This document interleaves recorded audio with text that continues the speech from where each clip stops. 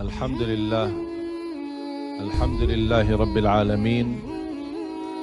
Allahumma salli ala Sayyidina Muhammad wa ala ali Sayyidina Muhammad. Kita dalam segala urusan dunia mengambil keputusan, kita harus bermusyawarah. Tapi kalau dalam hal ibadah tidak semestinya bermusyawarah. Artinya kalau kita mau laksanakan kewajiban kita, masa kita bermusyawarah dulu? Allah Subhanahu wa taala memanggilkan kita untuk menunaikan salat kita 5 waktu, tidak perlu dimusyawarahkan. Kalau kita sudah mendengar hayya 'alas salah, hayya 'alal falah, segera tunaikan kewajiban kita.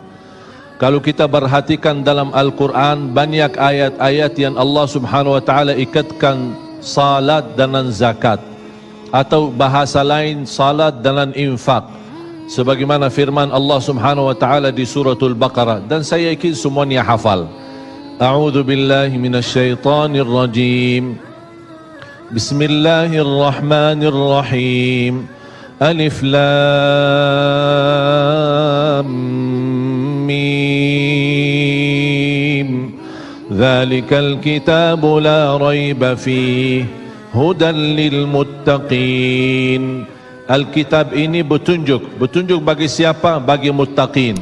Dan Allah menjelaskan sifat-sifat mereka.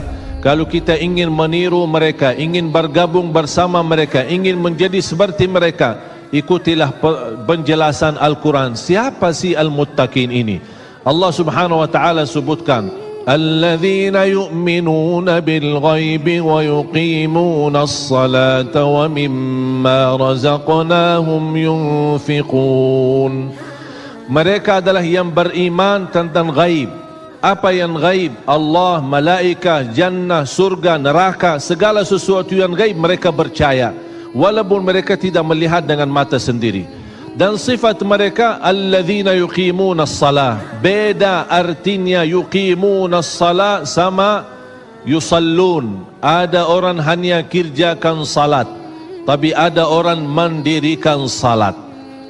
Ada 2 orang salat di saf pertama, sama-sama ruku', sama-sama sujud, sama-sama membaca Al-Quran, tetapi satu diterima oleh Allah, satu tidak diterima oleh Allah. Apa persoalannya? Karena satu menghadap Allah dengan hatinya, dan satu hanya menghadap Allah dengan fisik badannya. Makanya kita melihat orang yang salat dengan hatinya, nikmat salatnya, bisa tenang bacaannya, tenang rukuknya, tenang sujudnya. Beda sama orang yang buru-buru melaksanakan salat. Saya pernah masuk satu masjid, habis saya tahiyatul masjid duduk. Saya melihat seorang baru masuk dan juga tahiyatul masjid. Saya melihat gerakan salatnya, subhanallah, bukan subhanallah, na'udzubillah, luar biasa cepat. Saya hanya menangkapi bacaan gerakan salatnya. Saya baca Al-Fatihah, saya baru selesai waladdallin amin, dengan saya mencuba bagaimana bandingkan bacaan Al-Fatihah dengan salat beliau, dia sudah sampai ke tahiyat, padahal baru saya selesai surat Al-Fatihah. Salat apa ini yang kita kerjakan?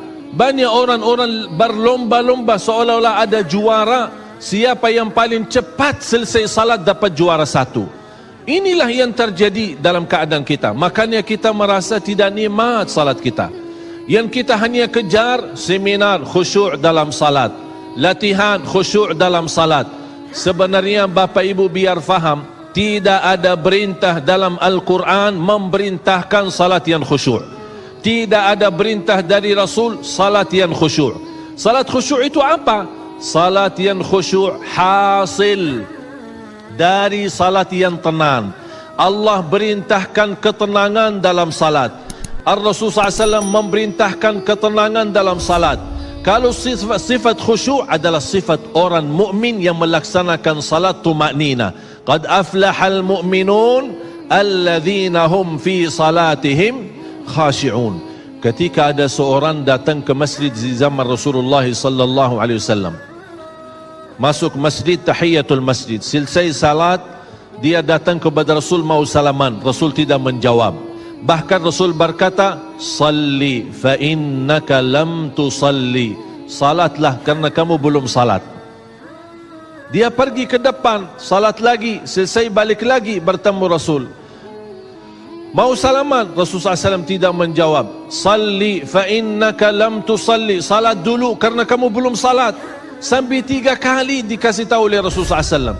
Akhirnya orang berkata, mohon maaf ya Rasulullah, saya tidak tahu selain ini salatku. Gimana? Kata Rasulullah SAW, fa idza qumta faqum mutma'inna. Kalau berdiri, berdiri tenang, tumaknina. Tumaknina salah satu rukun di dalam salat. Tidak sah salat seorang tanpa Al-Fatihah, betul? Sama tidak sah salat seorang tanpa tumaknina.